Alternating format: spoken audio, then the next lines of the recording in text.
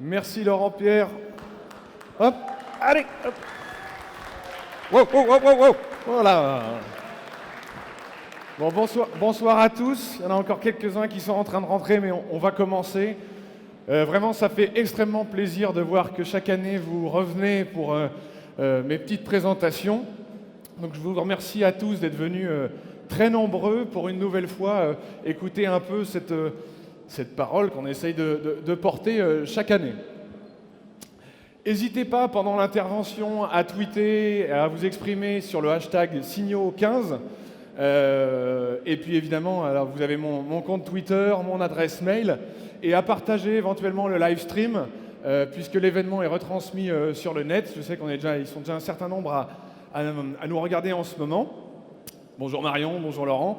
Et donc vous pouvez partager ce lien qui vous est proposé par Web Vidéo Production, qui retransmet les signaux numériques par Internet, avec des temps aussi qui sont proposés ailleurs en Aquitaine, puisque la Cité numérique est certes un bâtiment qui est basé sur la métropole, mais qui est aussi un lieu qui se veut ouvert sur l'Aquitaine. Donc on a souhaité proposer cette conférence, comme l'année dernière, à Périgueux, à Dax, à Mont-de-Marsan, à Bidart, à Anglette, à Pau.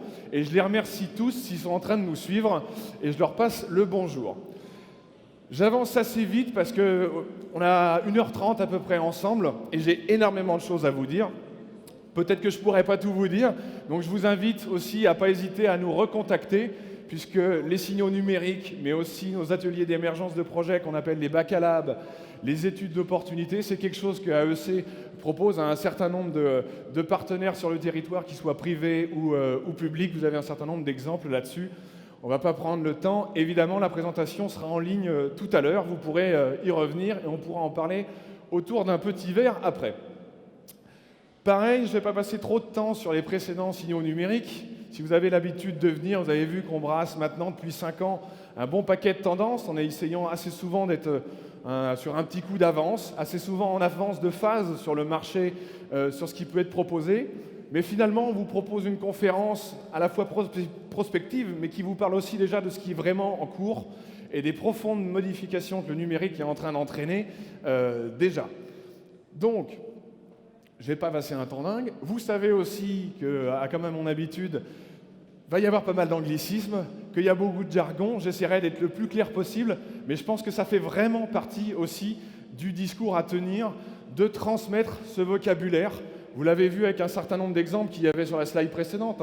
Quand on parlait de Big Data il y a 2 ans et aujourd'hui, le fait que ce terme, même si je ne parle pas du déluge, mais des outils du Big Data sont rentrés dans les mœurs, du crowdfunding, du quantify self sur la mesure de soi. Certes, c'est des mots en anglais qu'on peut traduire en français, mais quand ils émergent en anglais, ils veulent déjà dire quelque chose, donc on pense que c'est très important de les transmettre d'ores et déjà. C'est très bizarre, je ne vois pas beaucoup, il y a des spots très forts, je ne vois pas trop. Allez, j'avance. On va faire une première petite partie au début. L'année dernière, j'avais commencé avec ce sujet, la disruption, autrement dit l'arrivée d'acteurs qui mettent à mal tout un marché, et toute une filière et toute une chaîne de valeur. Et vous avez vu qu'aujourd'hui, il y a un certain nombre d'acteurs numériques, les Uber, les Airbnb, beaucoup d'acteurs de l'économie collaborative, mais pas que, qui finissent par avoir un impact extrêmement fort et surtout extrêmement rapide sur des pans entiers d'économie. Pour illustrer un peu la notion de disruption, je pense que c'est important de prendre un exemple qui n'a peut-être rien à voir avec le numérique, mais vous le connaissez peut-être d'ailleurs. C'est finalement le début de la mondialisation. Il passe par une chose, certes des accords de libre-échange, etc., mais il passe par l'apparition d'une chose, c'est un conteneur. Un conteneur, c'est quoi? C'est quelque chose qui permet de passer, dans les années 60, sur l'idée de ce monsieur Malcolm McLean, d'une tonne de marchandises à 5 $, avec main-d'œuvre comprise, à 0,16 $, parce qu'on crée un conteneur qu'on peut déplacer d'un train ou d'un camion vers un bateau, et que ça entraîne beaucoup moins de main-d'œuvre humaine, et que donc ça modifie profondément la façon dont on transmet les marchandises. Un bel exemple d'une façon de disrupter une chaîne de valeur qui existait, des métiers, et qui a engendré les changements que vous connaissez tous aujourd'hui dans l'échange de marchandises dans le monde. Aujourd'hui, on a plutôt cet exemple-là, le mot Uberisation que vous avez dû entendre, qui se base sur l'exemple de Uber qui propose les VTC, mais je ne vais pas y revenir, vous en avez tous entendu parler. Et ce mot qui était notamment dans la bouche de Maurice Lévy il y a pas quelques mois, donc Maurice Lévy de Publicis, et qui évoquait le fait que potentiellement beaucoup de secteurs d'activité allaient peut-être se faire uberiser, autrement dit se faire disrupter, et voir un acteur du numérique, un barbare du numérique, qui allait profondément modifier votre business. Et c'est vrai qu'aujourd'hui, les évolutions nous montrent, et les startups qui sont en train d'arriver nous démontrent qu'il y a en effet des potentialités pour que personne, entre guillemets, ne soit à l'abri de voir un concurrent type Uber sur son propre business. Il y a des différences évidemment entre les filières d'activité, mais on n'est plus à l'heure du disque, du MP3, tout le monde peut être concerné, les chauffeurs de taxi, les professions intellectuelles, et on reviendra dessus puisque j'aurai très régulièrement des petits points de rappel sur l'enjeu pour les métiers de demain. Quelque chose qui me paraît extrêmement important de rappeler là-dessus, c'est que très souvent quand on parle de l'uberisation et qu'on parle de cet exemple sur les VTC, on en vient très souvent à des discours qui sont de dire ils sont venus prendre la place d'un tel ou un tel. Moi, ce qui m'intéresse beaucoup chez Uber, c'est en effet sa culture profonde numérique et le fait qu'au-delà de proposer à des particuliers de devenir chauffeurs pour Uber, ils ont aussi un algorithme, une façon d'observer les usages, la façon dont on prend les véhicules, la façon dont on parcourt la ville, qui est hautement numérisée, qu'ils intègrent dans leurs algorithmes et qui fait que le prix qu'ils proposent, ils le redéfinissent aussi parce qu'ils ont une compétence algorithmique qui redéfinit le marché, qui les met dans une position de monopole. Et souvent, dans les discussions autour de l'uberisation, je trouve que c'est quelque chose qui n'est pas assez présent, c'est d'évoquer la compétence profondément algorithmique, numérique, de développement, de code qu'il y a dans ces structures qui font qu'elles arrivent à redéfinir finalement leur propre monopole et à redéfinir un marché et à mettre d'autres en danger. Et ça me paraît extrêmement intéressant, notamment quand on va évoquer tout à l'heure des exemples qui sont liés à l'utilisation d'outils de type Big Data ou d'intelligence artificielle. Allez, j'avance un petit peu. Celle-ci, je la passe, vous la retrouverez plus tard. L'uberisation et Uber, c'est un bel exemple de l'économie collaborative dont vous avez entendu beaucoup parler cette année, avec certes des très très gros comme eux, comme Airbnb, mais aussi des sociétés qui sortent d'ici, qui sortent des incubateurs en Aquitaine, je loue mon camping-car.com, d'autres qui sont d'ailleurs présents sur le stand derrière, qui sont des sociétés qui redéfinissent la façon dont on va partager ensemble. Mais ce qui est intéressant de voir, c'est que cette économie collaborative, elle est très fortement basée sur une chose, c'est sur le capital humain. L'observation, le profiling des gens, et le transfert du travail, d'une certaine manière, chez le client. Ça, c'est des éléments extrêmement importants qui rejoignent une tendance qu'on avait évoquée depuis maintenant 2010, que nous, à l'époque, on appelait les micro-jobs, qui n'était pas forcément on n'appelait pas ça encore l'économie collaborative, mais qui était l'idée que, petit à petit, on se met à proposer aux clients de multiples tâches, à devenir des pigistes de tâches, pas forcément d'écriture, et qui fait que ça accroît aussi un profil d'indépendant et de fragmentation des tâches qu'on propose aux gens. Et puis, je pense que cette économie, mais ça c'est encore balbutiant, c'est une autre forme de l'économie collaborative qui sera guidée par l'Internet des objets et qui, alors qu'elle pourrait peut-être être finalement plus facilement acceptable que la collaborative qui change beaucoup de rapports au travail, est encore un petit peu faiblarde. Je reprends un exemple qu'on avait donné dès 2010, TaskRabbit. Si je me souviens bien, en 2010, quand on avait évoqué TaskRabbit, c'est-à-dire vous n'avez pas envie de monter un meuble Ikea, vous n'avez pas envie d'aller faire une course, TaskRabbit se propose de vous trouver quelqu'un pour le faire, on lui met des notes, on le met en valeur, etc. En 2010, vous souriez dans la salle et vous étiez presque en train de rigoler. Là, vous n'êtes pas du tout en train de rire. Et c'est un bon exemple qui nous montre à quel point, à peine 5 ans, ce type de phénomène s'est installé et qu'on n'a pas forcément vu bien venir et qu'on en a même un peu souri au départ et que c'est quelque chose qui est en train de s'installer profondément. On en reparlera tout à l'heure dans pas mal d'exemples, notamment sur le domaine du e-commerce. Donc, dans le profil des acteurs qui organisent actuellement leur transformation numérique, on a plein de gens différents, des gens qui suivent, des gens qui agrègent des services, on a des gens qui innovent, mais on a aussi des disrupteurs, des gens qui arrivent de manière décomplexée sur un service, qui sont très centrés sur l'usage et sur le rapport à l'utilisateur final, qui se posent la question, encore une fois, on est centré utilisateur, c'est quoi la finalité pour les utilisateurs, et à partir de ça, on définit son business. Ça, c'est un certain nombre d'exemples, vous pourrez le retrouver, qui est sorti de la stratégie digitale du groupe Accor, et qui montre quels sont les différents secteurs qui vont être plus ou moins impactés, ou qui risquent plus ou moins d'être impactés par le numérique et par cette économie collaborative dopée au numérique. Donc il y en a certains qui sont peut-être moins directement concernés, notamment les acteurs des matières premières, mais évidemment les acteurs de la musique, des médias, des assurances, mais pas sur les assurances vie, le monde de la publicité, du voyage, et j'en passe. La plupart des acteurs, et vous avez certainement des exemples en tête, montrent qu'ils vont être très certainement mis à mal par cette économie numérique s'ils ne se transforment pas eux-mêmes numériquement assez rapidement.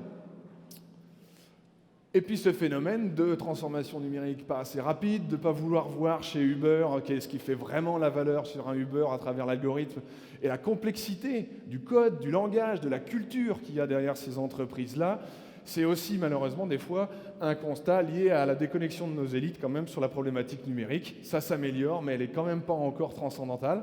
J'ai pris l'exemple de ce livre qui a été écrit par la journaliste du Monde Laure Bello, qui marche très très bien, et qui nous montre en effet qu'il y a encore du progrès à faire en termes de culture numérique notamment. Alors j'ai créé un petit hashtag que j'ai appelé Disruption à qui le tour. Parce que ça fait un petit jeu de mots évidemment avec la Kilten, vous avez compris, et ça sera un petit gimmick récurrent dans la présentation. Notamment peut-être sur la problématique des métiers, par exemple, est-ce que pourront être les métiers en 2030 ? Alors c'est marrant parce qu'avant de commencer l'intervention, on parlait d'une journée qu'organise ERDF lundi prochain sur le technicien 3.0. Je sais que la Poste aussi a une semaine importante avec des étudiants sur qu'est-ce que va être le postier demain. On est dans ce mouvement aujourd'hui où les acteurs et les grands acteurs se commencent à se poser l'évolution des métiers et comment le numérique va à la fois permettre de maintenir des métiers, les doper, les faire évoluer. Donc c'est quelque chose qu'on va pouvoir regarder un petit peu. Je reviens sur une stat qu'on avait évoquée l'année dernière, dans les signaux 2014, qui a été reprise pas mal, déformée beaucoup au cours de l'année par pas mal d'acteurs, où l'idée c'était de dire le ministère du Travail américain anticipe que 65% des écoliers d'aujourd'hui pratiqueront, une fois diplômés, des métiers qui n'ont même pas encore été inventés.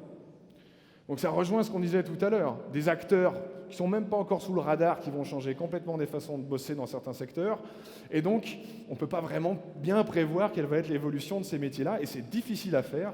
Et cette année 2015, elle est particulièrement intéressante parce que si on regarde un peu tous les acteurs des tendances qui ne font pas dans de la boule de cristal, mais qui essayent de repérer les évolutions du business, cette année, après une année 2014 marquée par le big data, les objets connectés, on a senti une espèce de temps d'arrêt un peu sur les tendances, avec des gens qui avaient du mal à dire qui est le prochain à se faire disrupter. On a un peu du mal à voir qu'est-ce qui va être nouveau. Et on rentre à la fois dans une phase de maturation sur les enjeux de transformation numérique et en même temps un petit moment de flottement. Ce que ça dit, ça veut dire quand même qu'il faut arrêter de former aux métiers d'hier et de déjà anticiper sur les métiers qu'on aura demain, des métiers qui se profilent déjà un peu aujourd'hui. Et vous verrez, je vous ferai un certain nombre de propositions tout à l'heure. Arrêtons de former au métier de demain, sachant qu'aujourd'hui, même les enfants d'aujourd'hui, d'ici 2-3 ans, vont avoir des pratiques radicalement différentes de consommation culturelle. C'est une petite boutade, mais là c'est un exemple. Autodesk a hier annoncé un logiciel gratuit sur lequel les enfants peuvent créer des personnages et ensuite les imprimer en 3D. Le genre de truc qui peut booster le rapport qu'on a à l'impression 3D, mais qui vous donne une idée aujourd'hui de ce que ça va être peut-être extrêmement simple d'utiliser des modèles 3D et potentiellement de les imprimer le lendemain en faisant appel, pourquoi pas, à FabZat ou à Ideocube qui sont présents ici. Donc, l'impression 3D, on en parlait encore à peine il y a 2 ans, et aujourd'hui on fait des logiciels pour les enfants pour qu'ils s'impriment des trucs. Je ne dis pas que cette boîte va marcher ou ce logiciel va marcher du jour au lendemain, mais on est vraiment dans un processus qui va quand même franchement vite. Et puis revenons quand même au public adulte. Quelques statistiques, je ne vous ferai pas beaucoup de slides avec beaucoup de texte, mais celles-ci nous montrent quand même qu'il y a beaucoup de jobs qui sont en danger. Parmi les prospectivistes, beaucoup nous disent que d'ici 2025, 2030, on aurait un tiers des jobs qui seraient remplacés par des robots ou de l'intelligence artificielle, ou en tout cas des métiers qui vont être considérablement modifiés. Thomas Frey, lui, nous dit que 2 milliards de jobs en moins en 2030. Alors ça ne veut pas dire que ça met 2 milliards de personnes au chômage, mais ça veut dire qu'en tout cas, il faut certainement penser très très vite aux jobs qu'on va pouvoir proposer à ces gens dans un monde où tout aura beaucoup changé par la technologie. Et ce monsieur, Vivek Wadhwa, l'université de la singularité, lui c'est encore pire, hein, il dit nous allons affronter un futur sans job, quoi que fassent nos gouvernements.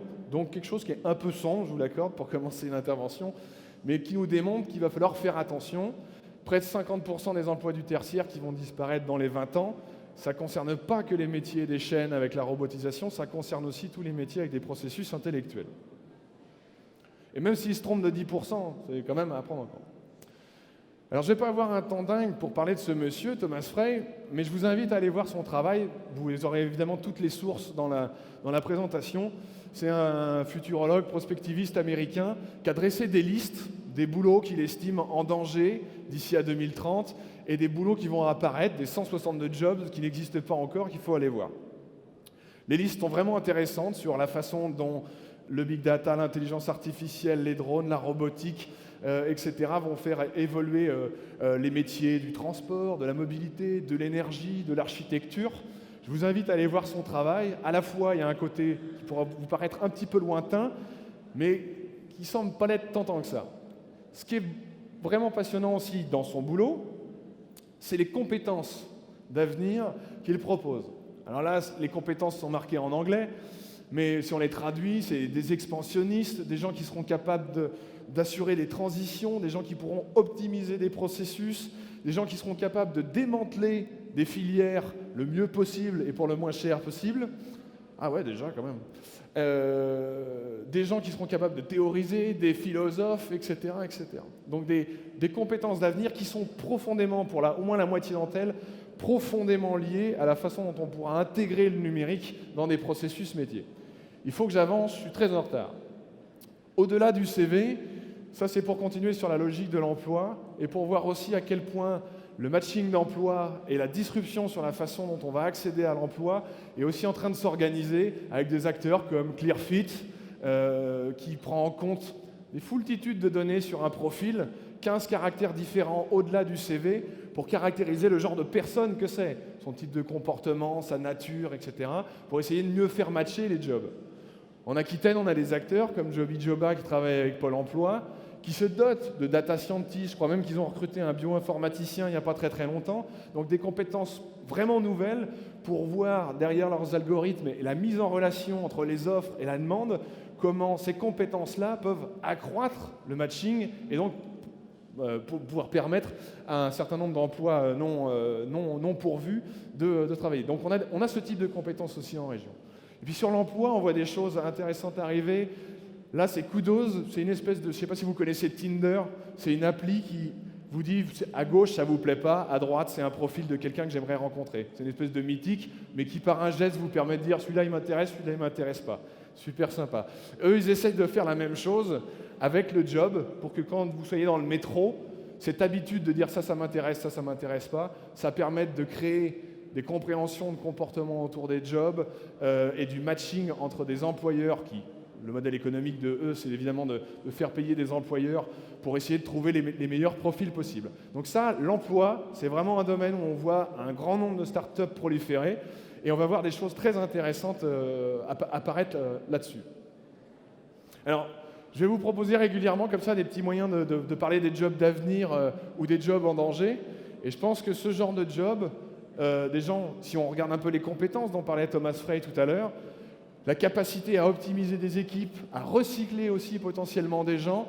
Je vous ai mis chez Girl Power, à chaque fois j'invente des noms, mais vous comprenez ce que ça peut vouloir dire. C'est comment aussi on va créer des compétences dans, par exemple, le domaine du travail par intérim, ou du matching comme ça, dopé au numérique, permettra peut-être de faire évoluer la façon dont on crée et dont on fait passer de l'emploi dans le domaine intérimaire. Et puis il y a quand même aussi des constats sur notre territoire national. J'ai pris en photo une page de l'usine Nouvelle qui faisait un dossier sur l'emploi et le numérique. et je tombais sur cet article où Madame Parizeau évoquait une notion de flexi-sécurité et le fait qu'on allait avoir de plus en plus de sur-mesures dans le domaine du travail. Alors, elle posait beaucoup de questions autour de l'évolution du contrat de travail, mais les problématiques que je vous évoque sur le numérique, sur le matching d'emploi, sur cette flexibilité, sur le fait qu'on va être aussi dans des jobs, sur des micro-jobs démultipliés, ça pose des questions qui sont vraiment, à mon avis, intéressantes sur le domaine de l'emploi et qui nous montrent que le modèle est profondément en train de changer. Pour soutenir l'innovation numérique, je vous propose de faire un petit point sur une autre notion, et qui, à mon avis, concerne beaucoup les acteurs de l'accompagnement. Peut-être que vous, dans la salle, ça vous leur parlera pas forcément tous, mais on est aujourd'hui en train de construire une cité numérique, on va y mettre des incubateurs, on va essayer évidemment d'accompagner ces startups de la manière la plus intelligente possible, avec les pôles qui sont en train d'émerger, le pôle digital Aquitaine, les incubateurs qui seront là en local, les acteurs de l'accompagnement, ADI et j'en passe. Il y a beaucoup de force sur le territoire. Mais il faut voir aussi des modèles qui sont en train d'évoluer directement depuis les startups. Cette notion de Ventures Builders, c'est-à-dire des créateurs de risques, elle est vraiment intéressante à voir parce que c'est un modèle qui est assez proche d'une société de capital risque, sauf qu'en réalité, on est sur plutôt un modèle de start-up qui crée des start-up. Donc des gens qui sont issus on va dire des mafias type PayPal, c'est-à-dire des fondateurs de ces grands groupes, qui ont vu le potentiel des algorithmes et du numérique pour faire complètement changer les secteurs d'activité, et qui sont en train de se créer leurs propres incubateurs, leurs propres modèles d'accélération, parce qu'ils ont du capital, parce qu'ils ont du réseau, mais surtout parce qu'ils ont des notions de créativité, de rapport à l'usage, de rapport aux clients qui sont extrêmement poussées. Donc, je vous invite à les lire, il y a des articles très intéressants sur cette notion de Ventures Builder. J'en avais parlé avec Gilles Thuet d'Eolan, et on avait eu un échange vraiment très intéressant sur ce sujet. Et on voit une espèce de réseau de cofondateurs de start-up et de risques qui se crée et qui est aussi dans une logique collaborative qui se met un petit peu à la demande. Et on en voit un certain nombre apparaître, Obvious Ventures, BetaWorks, Rocket Internet qui avait été beaucoup montré pour être capable de faire du copycat, de la copie de start-up qui marchent par exemple aux États-Unis et de les déployer ensuite en Europe ou ailleurs, ou alors encore Hard Valuable Fund en bas. Je vous invite à aller regarder un petit peu de plus près ce que font ces gens, parce que ça va être des rouleaux compresseurs et les Uber vont faire des petits en se finançant eux-mêmes. Donc ça veut dire que l'enjeu de l'accompagnement extrêmement poussé est vraiment fort. Excusez-moi, j'ai fait le choix de vous mettre quelque chose d'un peu édulcoré sur cette slide. J'avais envie quand même de vous montrer que ces acteurs, ils font partie de ceux qui essayent de faire émerger ce qu'on appelle des licornes. Je ne sais pas si vous avez entendu parler des licornes, mais dans le monde des startups et du numérique, les licornes, c'est celles dont vous avez toujours entendu parler, qui valent plus d'1 milliard de dollars, mais qu'on voit jamais, ou qu'on voit jamais apparaître sur le territoire, par exemple. Et je voulais vous donner quelques chiffres à mettre en relation avec la façon justement de booster la créativité et l'émergence des startups. C'est sur 10 000 entreprises créées par an, il y a 4 licornes par an. C'est des chiffres, plutôt des chiffres américains. Et sur 39 créés dans la dernière décennie, ça représente 0,07% du total des boîtes créées dans les startups du numérique. Donc on va vous dire qu'il y a du déchet, et avant d'arriver à des gens qui font 1 milliard de valorisation comme Uber, il faut avoir engendré un bon paquet de startups. Voilà, c'était juste une petite aparté, je la laisse tomber. Et puis, attention, allons voir aussi du côté de la Chine. Là, je vous parle beaucoup des Américains, mais un acteur comme Xiaomi, c'est plus de 40 milliards de dollars, c'est donc une valorisation qui est quasiment aussi importante que celle d'Uber, sauf qu'eux, ils y sont arrivés en moins de 3 ans. Donc on va aussi avoir des effets d'accélération de ce côté-là, qui vont peut-être être à suivre de près et qui vont peut-être faire un peu mal quand même. Voilà. Donc ça, c'était mon petit point sur les Ventures Builders, où vous pouvez le voir d'un côté en vous disant « Oh là là, c'est les barbares flamboyants qui arrivent avec un énorme capital », mais c'est aussi des gens qui en effet sont de compétences créatives, algorithmiques extrêmement poussées, qui connaissent très très bien leur métier, qui arrivent avec des gros moyens. Et dans le lot, il n'y a pas que des gens qui sont animés que par le fait qu'il y a aussi on l'a vu tout à l'heure, Obvious ou BetaWorks, des gens qui sont vraiment dans une approche de comment on va disrupter l'emploi, comment on va disrupter pour des étudiants, des gens qui sont dans le besoin ou qui n'ont pas accès à un certain nombre de ressources, comment on va redéfinir les marchés pour que ces gens-là y aient accès enfin. Donc des gens qui sont muets aussi par une envie plus sympathique. Donc là, évidemment, c'est Jennifer et Jonathan Hart qui ont l'amour du risque, comme vous le savez. Ventures Builder, il n'y en a pas trop encore en France qui se positionnent sur ce domaine. On en a chez Techno Founders, par exemple, qui en fait des anciens de McKinsey, deux frères anciens de McKinsey et de chez Rocket Internet, et qui sont en train d'essayer de créer des startups avec des technos dormantes et qui tissent des partenariats avec les sociétés de transfert sur les territoires. Il y en a déjà 5 en partenaire. Je ne sais pas si celle d'Aquitaine est partenaire, mais voilà, c'est un phénomène qui est en train de débarquer en France. Il faut y regarder. Et ça rappelle aussi beaucoup des modèles d'accompagnement et des discussions qu'il y avait eu sur, notamment il y avait eu un voyage en Belgique organisé par Euratlantique avec les acteurs de l'accompagnement. Je sais qu'il y avait eu beaucoup de choses qui avaient été dites sur la façon dont l'incubateur belge IBIC bossait, s'investissait dans les startups. Donc voilà, c'est aujourd'hui des modèles d'accompagnement des boîtes qui sont en train d'évoluer assez vite. Je voulais vous faire part de ça.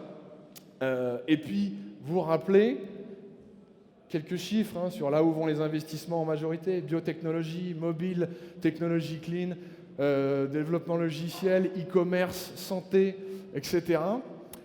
Et le fait de dire, alors ça vous connaissez peut-être pas, mais c'est Olivier Israti qui est un excellent consultant, qui a un blog assez formidable, et qui nous dit ce sont les startups qui lèveront entre 1 million et 20 millions en 2015 et 10 fois plus en 2016-2017 qui menaceront les positions d'acteurs établis en 2018-2022. Elles sont encore sous le radar. Donc peut-être que dans les exemples que je vais vous montrer aujourd'hui, il y a des boîtes dont on ne sait pas trop si leur modèle va s'établir, mais peut-être que c'est elles qui, dans les 6 ou 7 ans, vont faire du mal potentiellement à votre secteur d'activité si vous n'êtes pas un acteur purement numérique.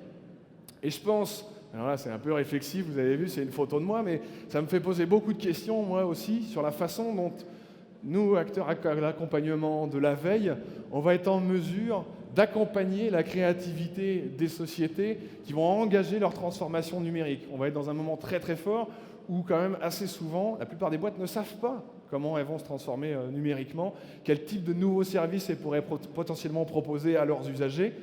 Et ce modèle de creative technologist, c'est un job qui existe déjà, mais qui est plutôt marqué sur le monde du marketing et de la marque. Comment on va pouvoir le décaler pour permettre aux acteurs de l'accompagnement et aux entreprises qui cherchent à se transformer numériquement, à être vraiment créatives, à vraiment trouver les possibilités pour qu'elles évoluent. Voilà, c'était mon petit point sur l'accompagnement de l'innovation dans le domaine des startups. Et je vais passer tout de suite à un autre. Mon deuxième tendance, je l'ai appelé intelligence distribuée. Pour l'instant, ça ne va peut-être pas vous dire grand-chose, mais je vais essayer d'être le plus clair possible. Je voulais vous faire un point un peu sur l'intelligence artificielle, mais surtout pas sur un volet. Stephen Hawking, Elon Musk de Tesla nous disent « Attention, l'intelligence artificielle va nous échapper dans 10 ans. Nous allons le scénario de Terminator qui va nous arriver dans les dents. » Bon, ok, peut-être. Au sein des gens qui travaillent sur le domaine de l'intelligence artificielle, on en parlait encore avec Marc Bagur tout à l'heure, ce débat est loin d'être tranché. On ne sait pas encore. Par contre, ce qui m'intéresse, c'est de vous montrer comment les prémices d'une intelligence artificielle, d'une algorithmie très très très poussée, permettent d'envisager des nouveaux services et des façons de faire évoluer les métiers d'aujourd'hui. Donc, on va y passer. Donc, je ne vais pas du tout vous parler d'une intelligence artificielle comme celle dont on voit beaucoup de choses dans des films qui sortent actuellement, qui seront peut-être très bien, on verra. Mais ce n'est pas du tout mon propos. Moi, ce qui m'intéresse, c'est plutôt, je ne vais pas vous détailler ce schéma, mais qui montre aussi pas mal de boîtes du domaine de l'intelligence artificielle dans plein de secteurs différents, la façon de repenser l'entreprise, repenser les industries, repenser les relations humaines, etc. Ce qui m'intéresse dans l'approche de cette demoiselle de chez Bloomberg Beta, c'est la phrase qui est au-dessus, qui dit que dans toutes les compagnies qui sont sur cette slide, il y en a plus de 10% qui ont été acquises. Alors que dans le domaine des startups qui se présentaient comme des startups du big data, du traitement des données massives, en 2014, ils en avaient vraiment beaucoup moins de ça qui avaient été acquis. Donc l'approche machine intelligence et intelligence artificielle pousse à beaucoup plus d'acquisitions, parce que peut-être que ces boîtes-là permettent de mieux comprendre la façon dont elles vont faire évoluer les business. Je vous prends des exemples simples. The Grid, une société qui se propose de automatiser la création de sites web à partir de foultitudes de données contextuelles, de contenus, et j'en passe. Je ne dis pas à chaque fois que c'est la panacée, hein, je vous donne des exemples. Qui me fait dire une chose, c'est que le métier de webmaster, qui est déjà en train de beaucoup évoluer, des problématiques SEO, de web design, d'analytics, de e-réputation, définitivement, il va certainement avoir à se réinventer beaucoup parce qu'il y a des phénomènes d'automatisation qui vont faire changer le boulot. Domaine du journalisme, je ne vous l'apprends pas. Narrative Science, une start-up d'intelligence artificielle sur l'écriture de contenu, sur des robots intelligents qui peuvent écrire des contenus. D'ici 2030, 90% des news seraient écrites par des ordinateurs. Alors c'est son business, il ne va pas nous dire que c'est 10%, c'est sûr, mais c'est quand même un exemple de boîte qui lève énormément de fric et qui est en train de nous inventer une automatisation dans la production des contenus sur des métiers qui sont sur des savoir-faire intellectuels ou tertiaires. Donc moi, même mon job là-dessus, veilleur par exemple, je peux commencer à m'inquiéter un petit peu parce que sur la production de contenu, ça ne va pas aller bien loin. Par contre, sur l'analyse et la notion de creative technologies que j'évoquais, peut-être. Maintenant, je vais vous prendre deux exemples. Je vais vous poser une question, je vais vous dire, entre un acteur qui est aquitain, type Weedy, et Ernest, qui est un acteur américain. Alors Weedy, fondé en Aquitaine par Cédric Dumas, et qui est un assistant personnel connecté, à qui vous parlez, et qui, en tâche de fond, vous répond. Vous en avez certainement entendu parler depuis l'année dernière. Et puis, le fondateur Louis Beryl, qui lui a trouvé un business où en fait, il cible des emprunteurs étudiants et leur propose des taux d'intérêt, on va dire, low cost sur des prêts. Partant d'un constat que les jeunes étudiants ne peuvent pas accéder à des prêts intéressants et qu'eux, par d'autres types de critères pour montrer la potentielle solvabilité de ces étudiants, etc., en s'appuyant sur des données de leur profil LinkedIn et j'en passe, ils veulent leur proposer des choses adaptées et beaucoup moins chères. Alors, qu'ont-ils en commun ces deux personnes? On peut bien se demander. Le premier, pour moi, il révèle ça. Un sujet qu'on a beaucoup débattu avec les acteurs du tourisme, notamment avec la MOPA ou Pierre Eloi des agitateurs de destination numérique, c'est l'accueil haute qualité de service. C'est-à-dire comment on va créer, Weedy c'est un bel exemple, d'un acteur qui était dans la conciergerie et qui veut, en se transformant numériquement, faire évoluer son business de manière à ce que cette conciergerie, qui était plutôt anglais, VIP, on va dire, on puisse la démocratiser et pour que ce service soit à disposition pour le plus grand nombre pour pas cher. Et cette image, elle est parlante, c'est-à-dire qu'on est dans une conciergerie, mais qui est vraiment le concierge de palace, quoi.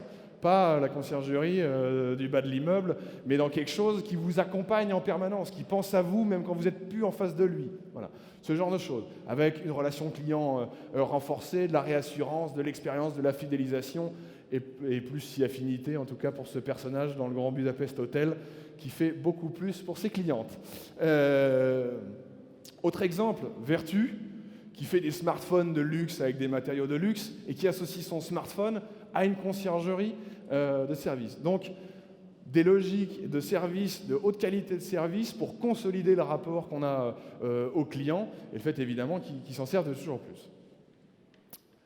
Autre exemple, un peu de type concierge, je pense que ça, c'est vraiment, je ne l'ai pas marqué comme une grande tendance en soi avec des bip-bip, mais ça paraît extrêmement important, dans la même logique que Weedy. Robin Chan, CEO de Operator, dont vous allez entendre parler prochainement, qui vient de lever beaucoup de fonds. C'est un peu la même logique qu'un Weedy, c'est-à-dire que vous allez lui faire une demande, mais là, elle est anglais commerce. C'est-à-dire, j'ai besoin d'une chemise, il faut me la trouver. Et en fait, vous allez lui demander, et ça va se passer en tâche de fond. Comme sur Weedy, il va régulièrement vous demander si cette chemise-là qu'il vous propose est de la bonne couleur, si vous voulez de telle taille, si vous voulez qu'on aille vous la chercher, etc. Donc, du service à très haute qualité, où lui, Operator, organise toute la logistique, toute la place de marché derrière, et va faire que vous n'avez pas à vous soucier, vous lui posez une question, il vous redemande régulièrement ce que vous allez pouvoir faire, et lui, il gère la partie logistique, et il vous trouve la chemise le plus rapidement possible. Donc une façon d'aborder aussi aujourd'hui le commerce et l'achat, qui va être complètement différente, et qui renforce le rôle, si cette application et cette marque-là, Operator ou de Weedy, s'impose, qui nous montre qu'on aura un rapport différent et un assistant permanent. Donc ça, je pense que c'est quelque chose de vraiment important. Et imaginez-le ça pour l'emploi, par exemple. Vous vous disiez, j'ai ce genre de besoin, et en effet, derrière, il y a quelque chose qui se met en branle pour vous trouver le job qui vous serait adapté. En fait, ce qu'il y a de commun entre ces deux-là, et je vais vous expliquer après plus sur l'autre, c'est qu'ils fonctionnent avec une partie qui est très liée à de l'intelligence artificielle, qui répond à vos questions de base en allant taper dans des données à disposition, des moteurs de recherche, etc. Et une fois qu'on ne peut plus répondre totalement à votre question parce qu'elle devient très précise, que vous avez un besoin, l'humain prend le relais. Donc on est dans des exemples de services où on mixe une compétence numérique extrêmement forte, une intelligence extrêmement forte, et derrière, ça vient renforcer le métier du concierge, par exemple, ou de celui qui va pouvoir proposer ensuite un taux d'intérêt intéressant à ses étudiants. Donc on est dans des quêtes d'intelligence artificielle qui n'ont rien à voir avec un robot qui vous ferait peur. On est dans quelque chose qui, au contraire, essaye de libérer d'un certain nombre de tâches de base des métiers qui ont besoin d'être toujours plus dans la meilleure analyse, le meilleur conseil, etc. Donc une partie d'automatisation pour accompagner les métiers qui, à mon avis, est vraiment le cœur de ce qu'on peut voir aujourd'hui en intelligence artificielle. Dans les boîtes qu'on a en Aquitaine, il y a des gens, par exemple, je pense à QSit, qui travaillent sur comment trouver une place dans la ville le plus rapidement possible. On est aussi sur ce type d'exemple, de choses qui peuvent tourner en tâche de fond, qui vont vous aider à automatiser le fait que vous allez trouver plus facilement une place de parking dans la ville et que vous n'avez pas besoin d'être toujours pendu sur votre téléphone. Voilà. Donc ça, je pense que c'est un exemple de transformation numérique du domaine de la conciergerie ou de la façon de dispenser des prêts qui nous montre ce que va être l'avenir demain et ce que devrait être la transformation numérique d'un grand nombre de secteurs d'activité. Eh ben, ouais. Donc le domaine de l'assurance et de la banque, ils ont, je pense, aussi un certain nombre de questions à se poser de ce domaine. Je sais qu'ils s'en posent plein, hein. Notamment quand on voit par exemple ce que fait un Google qui, vous savez, avance sur les problématiques de véhicules autonomes et autres, mais avance aussi beaucoup sur la façon dont ils vont créer des places de marché pour vous proposer la bonne assurance adaptée à votre contexte, à la façon dont vous conduisez, à là où vous allez, etc. Donc ça n'existe toujours pas en France, mais aux États-Unis, vous voyez, on a une espèce de marketplace d'assurance qui fait que Google a une maîtrise des données usagées et une maîtrise aussi de l'entonnoir vers lequel ils vont dispatcher vers les différents assureurs. Donc ça accroît encore une fois sa position dominante dans ce domaine, dans un domaine qui a priori n'était pas le sien. Hein. Le sien c'était plutôt le search et la pub, et là on est dans l'assurance automobile. Donc ce que je voulais vous montrer à travers ces notions d'intelligence artificielle au service des métiers, c'est aussi que cette économie collaborative qu'on appelle des fois économie à la demande, avec des services à la demande, qui fait que très rapidement on peut avoir quelqu'un, un particulier ou un professionnel, et on s'en fiche, qui répond à ce besoin mais qui fluidifie toujours plus l'expérience. On est dans quelque chose qui ressemble de plus en plus à du trading et à des choses qu'en marketing ou en publicité on appelle de l'achat programmatique par exemple. Donc des métiers, vous le voyez, qui sont en train de considérablement évoluer avec ça, et de plus en plus qui passent sur une logique comme ça de trading. Donc peut-être qu'on verra si les acteurs évoluent, y compris les acteurs de l'assurance, pourquoi pas chez la Mamif, un optimiseur de ressources, temps et argent, qui prendra en compte des données contextuelles du client et qui lui créera un service d'accompagnement en fonction de ses besoins évolutifs. Bon, il faut que j'avance, je suis à la traîne. Un nouveau petit point métier, c'est l'idée... Oui, on est d'accord, du data scientist. On en a beaucoup parlé l'année passée. C'est un métier, ne me dites pas que je suis déjà à la moitié. Ah ouais, quand même, d'accord. Okay. Je suis très en retard. Je ne pourrais pas tout vous faire ce soir. Data scientist, un métier dont on a beaucoup parlé et où on est en train de voir apparaître, par exemple, Data Science Tech Institute en France, où on a des formations qui poussent. Ce métier de data scientist, vous le comprenez pour les boulots qui étaient là, que je vous ai évoqués avant, et pour le type de boîte dont je vous ai parlé avant, un métier vraiment important, qui n'est maintenant plus émergent, il y a des manques, mais on peut se demander aussi si c'est des jobs qui ne vont pas déjà être à moitié en danger, puisqu'on a des acteurs qui sont déjà en train de se positionner sur la façon dont on peut augmenter le statisticien justement par l'intelligence artificielle. Donc, on ne va pas mettre à mal le data scientist, mais c'est finalement à chaque fois comment ces outils d'intelligence artificielle vont permettre toujours de permettre au métier de se libérer d'un certain nombre de tâches, d'automatiser toujours plus des choses pour se concentrer sur l'essentiel. Bon, j'avance, sinon je vais être en retard. Donc c'était mon idée autour de l'intelligence distribuée, c'était de vous dire que derrière l'intelligence artificielle, pour la transformation numérique des services et la création de nouveaux types de business, voilà, c'est pas que de la robotique qui doit faire peur, il ne faut pas avoir ça en tête, il y a énormément de choses intéressantes qui finalement nous parlent peut-être davantage que la notion de big data qui était un peu floue, mais pourtant on se retrouve sur les mêmes problématiques.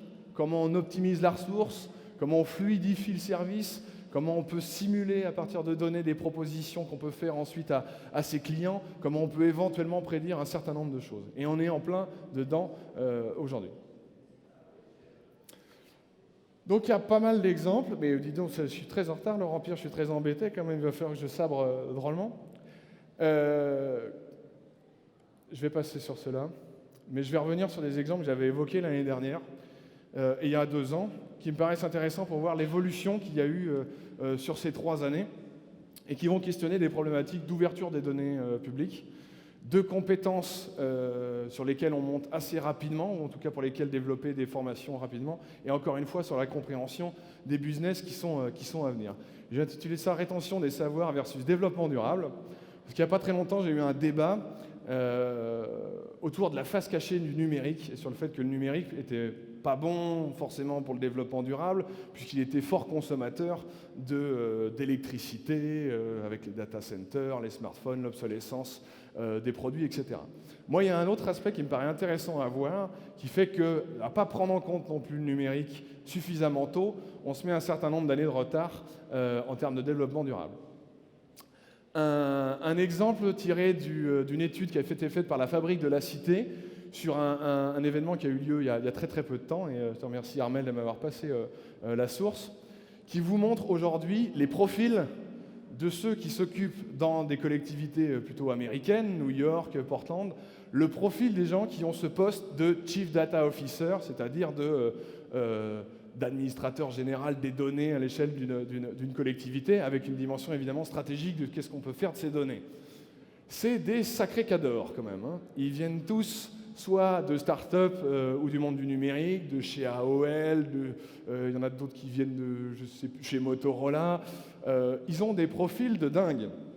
Et en France, on a un Chief Data Officer à l'échelle de l'État qui s'appelle Henri Verdier, qui vient du monde de l'entreprise, qui a été président de Cap Digital. Mais je ne suis pas sûr qu'on prenne encore à ce point-là à bras-le-corps la problématique de l'open data et de l'ouverture de ces savoirs, y compris à l'échelle de la recherche et des laboratoires de recherche, pour permettre de pousser du développement et pousser du développement durable aussi d'une autre manière. Je vais vous prendre un exemple.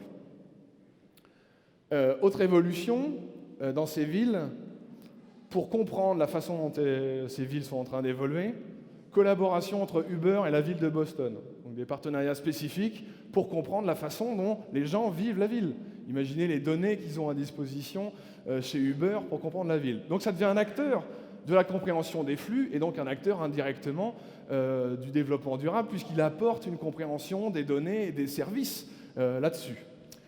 Orange, avec son service Flux-Vision qui permet de savoir à partir des données liées à la façon dont les portables accrochent les antennes, mais tout en étant CNIL conforme, est en train aussi de développer ce type de service et de le proposer à des collectivités, à des entreprises.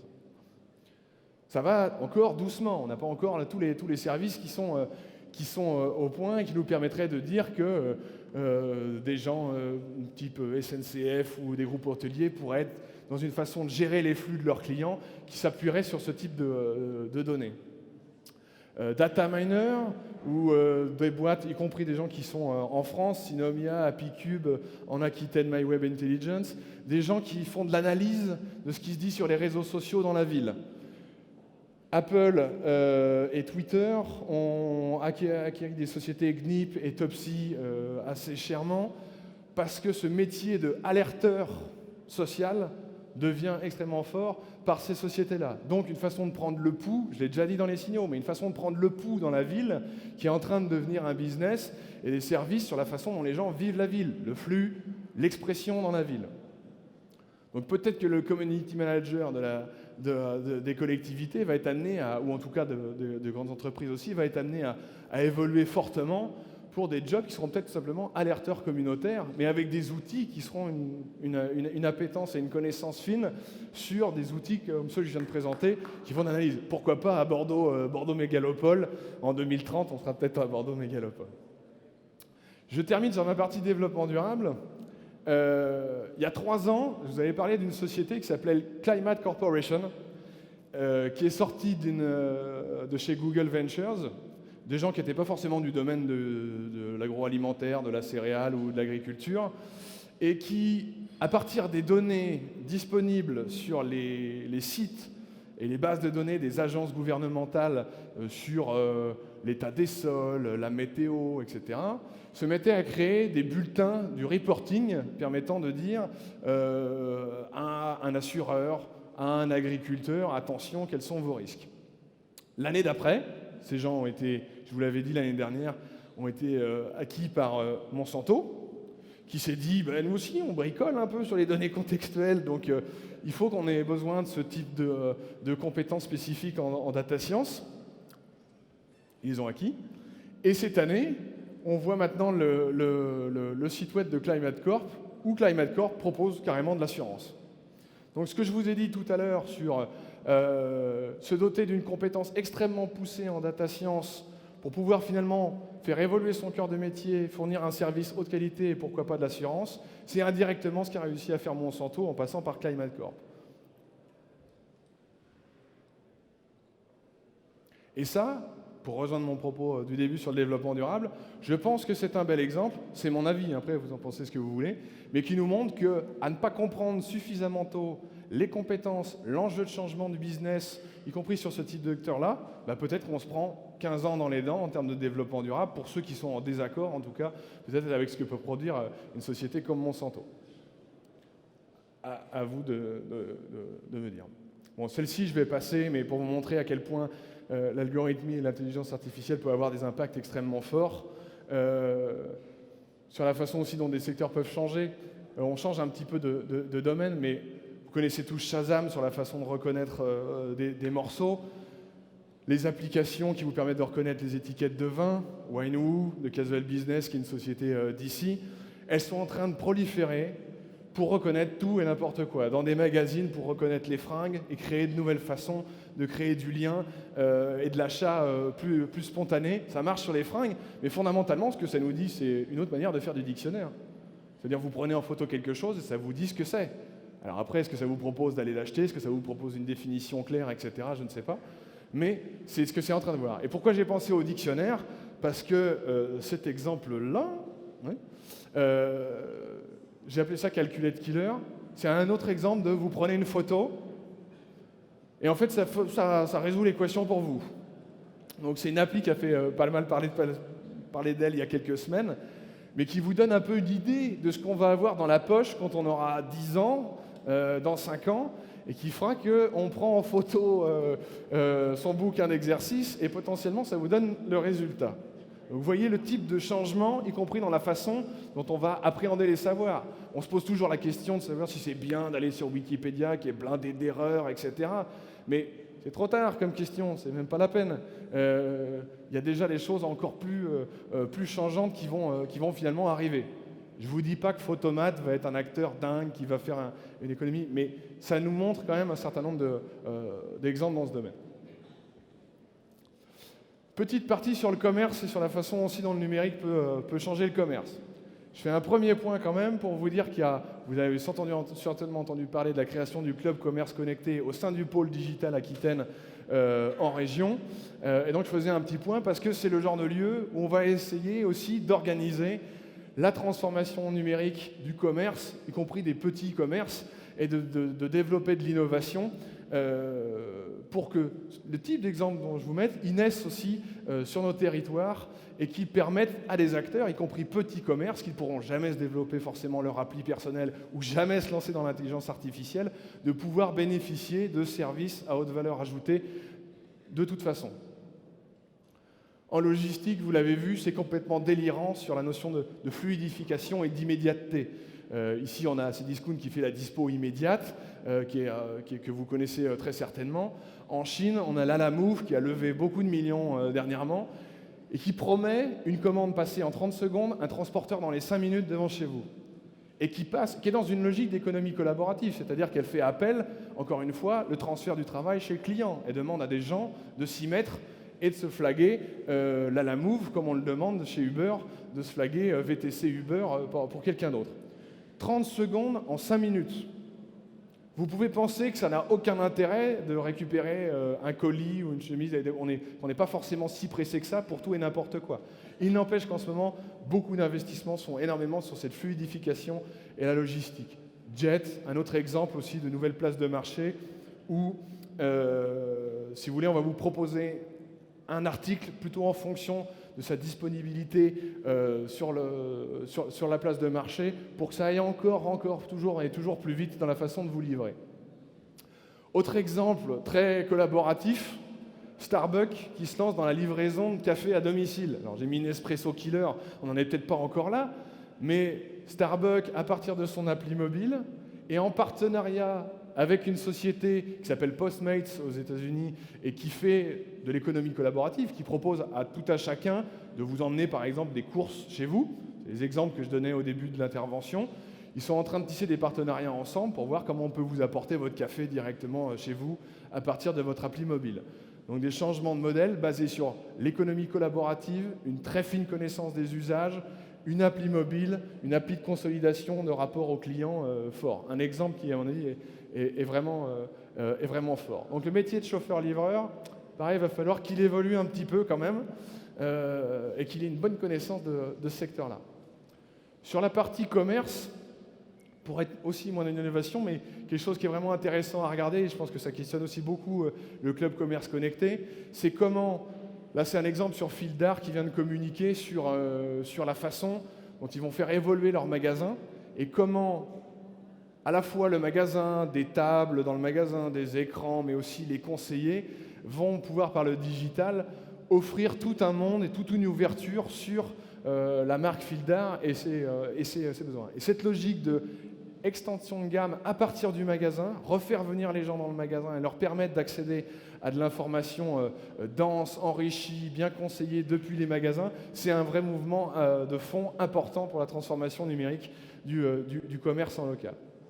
Sur la transfo numérique, vous l'avez peut-être pas entendu, mais aujourd'hui dans la journée, sur des échanges de mails justement avec les gens du Club Commerce Connecté, on évoquait le fait que Leclerc, par exemple, vient d'annoncer 1,2 milliard d'investissements dans le domaine du numérique et de la logistique pour organiser sa transformation numérique.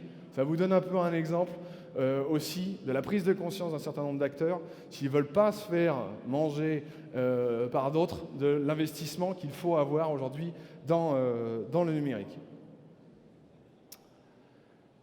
Cet aspect que je vous montrais sur Fildar, ça va aussi questionner, je pense, un métier qui va peut-être être un métier d'avenir, qui rejoint la problématique d'objets connectés. C'est comment, dans le magasin, on va créer aussi, sur l'agencement digital, sur les menuisiers qui travaillent sur l'agencement des magasins, comment ces acteurs-là aussi vont en passer par une numérisation de leur mobilier, des capteurs, et donc, évidemment, du traitement qu'il y aura derrière, y compris dans les magasins.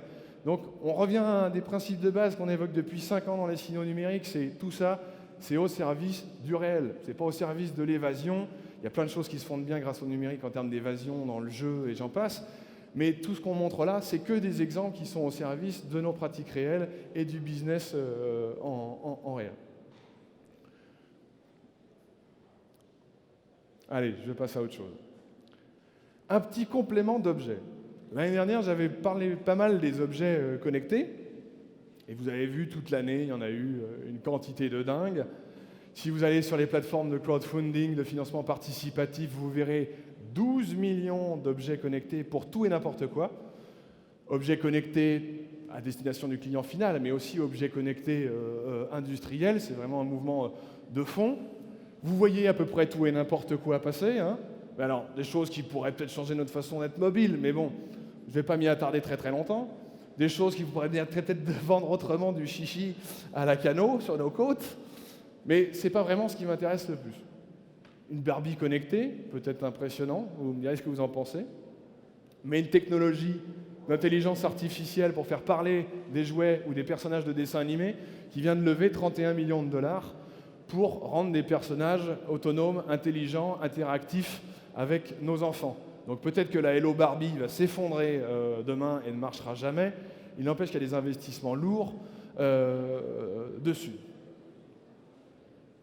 Par contre, on voit les choses qui commencent aussi à se structurer sur des bouquets de services liés aux objets connectés, notamment sur le maintien à domicile. Il y a plein d'acteurs en Aquitaine sur l'économie des seniors. Là, j'ai pris cet exemple sur Blue Linea, où on retrouve la plupart des objets connectés qu'on connaît, qui sont notamment du Made in France.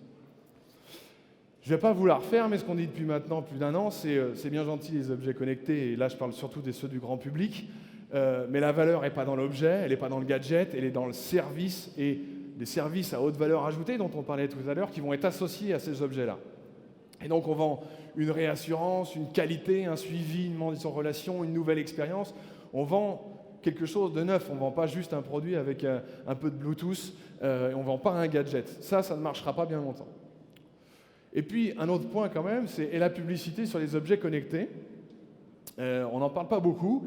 Ça donne un peu l'impression que c'est comme, vous savez, dans ces films de science-fiction où il y a plein de technologies, mais il n'y a jamais de marque sur le sabre laser, il n'y a jamais une marque sur l'écran ou ce genre de choses. Alors que le modèle publicitaire est quand même quelque chose de très répandu sur Internet.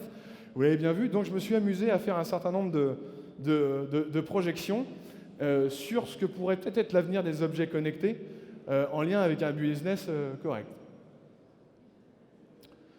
Babolat Play, une raquette de tennis qui capte quels sont les différents coups que vous faites, si vous avez été bon sur un match, etc. Imaginez le fait que l'application, qui est évidemment liée à cette raquette de tennis, ait créé un partenariat avec l'équipe et puisse dire, moi, les données que j'ai me permettant de dire cette personne est en train de faire un match, comment je pourrais pousser du contenu de l'équipe ou sur un match de Nadal dans cette application. Comment les données qui sont quantifiées sur Nadal pendant les matchs, on pourrait s'en servir pour proposer une expérience différente dans le cadre des objets connectés. Je vais vous donner d'autres exemples, mais je pense qu'on va tendre vers ça, en tout cas dans les objets connectés grand public, pour offrir toujours une expérience plus grande et une continuité, un peu comme dans les logiques de transmédia qu'on avait évoquées les années passées, une continuité de l'expérience qu'on vit déjà ailleurs. Quand on regarde un match avec Nadal, quand on joue avec ses amis directement dans le match, mais comment l'objet va pouvoir permettre d'accompagner cela. Alors, un métier à mon avis en danger, prof de sport-études, j'ai mis au lycée M. Pokora. Sur la façon dont on va travailler dans le domaine du sport, à mon avis, il y a beaucoup de choses à faire. Et dans les objets connectés, ça serait vachement chouette qu'il y ait un truc dans l'AMI qui soit autour de ça, sur les objets connectés et la façon dont on fait du sport en lycée. Parce que le sport est évidemment un secteur où la production de données pour s'améliorer et le lien avec les objets connectés est très fort. Je vous propose d'imaginer encore autre chose. Et puis là, je vois que tout de suite votre curiosité est un peu plus piquée. Je pense très fortement qu'à un moment donné, les objets connectés vont aussi être une continuité du business model d'un certain nombre de stars. Vous le voyez bien, elles vendent leur image pour des marques, elles vendent leur image pour des sociétés du numérique pour certains.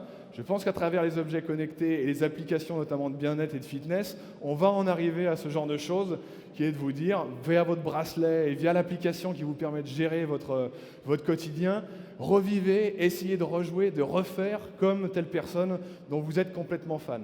Parce qu'on va toucher une chose, on va toucher l'émotion, on va toucher le fan, et ça c'est quelque chose qui se monétise où les gens acceptent soit de recevoir de la publicité, soit de payer davantage. Un autre exemple encore plus proche de nous, je pense, c'est le lien qui pourrait exister entre des applications de Drive qui vous proposent déjà des recettes et de vous mettre directement dans votre panier les bons ingrédients nécessaires à la recette. Ça n'existait pas encore, mais imaginez que, par exemple, sur une recette Top Chef, on vous dise, mais dans votre appli de Drive, on vous propose directement cette recette, les ingrédients qu'il faut acheter, vous pouvez tout de suite les acheter, et potentiellement, voilà, l'appli de Seb ou l'appli de Drive puisse vous dire, vous créez cette continuité de service-là. Donc je pense qu'on va finir, on ne le voit pas trop encore, mais par arriver à des espèces de partenariats comme ça extrêmement forts pour mêler les expériences et arriver à des objets connectés qui vous proposeront quelque chose de vraiment intéressant ou qui vous intéressera, vous. C'est quelque chose auquel je crois très fort. Celle-ci, oui, bon, pardon, excusez-moi. Mais les objets connectés, il y en a de tout type, et il n'y a pas de raison que l'émotion ne concerne pas aussi ce genre de choses. En fait, quand j'avais commencé à penser à ces petits scénarios sur les objets connectés, il y avait un certain nombre de boîtes où je me disais, oui, mais en même temps, pour pousser les bons contenus au bon endroit, il faut quand même des régies un peu complexes, etc. Est-ce que les gens pourront se payer ça? Et dans le même temps, en lien avec ce que je vous disais tout à l'heure sur du trading de publicité, de l'enchère de présence, sur des campagnes ou des applications, on voit des acteurs qui toujours plus essayent de démocratiser les choses. Donc ça, par exemple, je pense que c'est des acteurs, Oxad, The Monetizer, qui permettent de faire des campagnes, de démocratiser cette logique d'enchère de publicité en temps réel, qui permettront d'aller pousser les bons contenus sur les objets connectés également. Donc je pense qu'il y a un certain nombre de briques qui font que ce que je vous ai présenté tout à l'heure sur les objets connectés, enfin à l'instant sur les objets connectés, ne me paraît pas complètement déconnecté. Laurent-Pierre, il faudra me dire où j'en suis, parce qu'en termes d'horaire, je ne vois plus du tout où je suis. Je vous montre un autre exemple. Il n'est plus là, il a disparu. Je vous montre un autre exemple qui, à mon avis, conforte cette idée-là. C'est quelque chose qui a été fait récemment entre Ford, pour sa marque Kia, et Excelis, sur du search Google. Pendant un match de foot, ils ont créé une campagne où, quand un but est marqué par un joueur, dont l'équipe est évidemment sponsorisée par Kia, au moment où le joueur a marqué un but, il y a tout de suite une campagne qui se met en route pour que, si on tape but Paul Pogba, pardon, vous ayez une proposition, non, s'il vous plaît, vous ayez une proposition de publicité qui soit directement liée au sponsor. Donc une instantanéité entre quelque chose qui vient de se passer, une réaction émotionnelle au fait d'aller chercher quelque chose sur Internet dessus, et hop, il y a le bon contenu, la bonne pub que vous avez déjà vu, vous venez de voir le logo au moment où le gars a mis le but, quoi. Voilà. Donc encore une fois, je pense qu'il y a des liens à faire entre ce type d'exemple et ce que vont faire les objets connectés demain. Il me reste combien de minutes, quoi? 20 minutes, c'est super. Alors, je suis un peu embêté parce que vous allez penser très certainement que ça vous dessine quelque chose de pas forcément... c'est à la fois des opportunités de business, mais qu'en même temps, ça nous dessine quelque chose où voilà, on est de plus en plus avec nos gros boutons, avec des écrans et nos smart TV qui nous proposent de plus en plus de conneries. Et ça me fait penser, moi, à un film que je vous invite à voir qui s'appelle Idiocratie, qui est complètement idiot, mais qui nous montre à quel point on pourrait devenir complètement dingo de notre techno et des publicités. Il n'empêche que ce que je vous ai montré, à l'inverse, je pense vraiment qu'il faut l'envisager comme quelque chose d'extrêmement fin en termes de tricotage d'usage, quoi. C'est-à-dire qu'il va falloir arriver, on va avoir tellement de cas possibles à travers les objets connectés, une concurrence tellement forte sur tout ce qui peut être proposé, qu'il va falloir vraiment réussir à tricoter la bonne façon de raconter la bonne histoire, de créer de l'émotion, donc les bons partenariats sur les bons objets, et que ça va être encore plus difficile, finalement, de bien designer le service qu'on veut proposer et l'expérience qu'on veut proposer aux gens.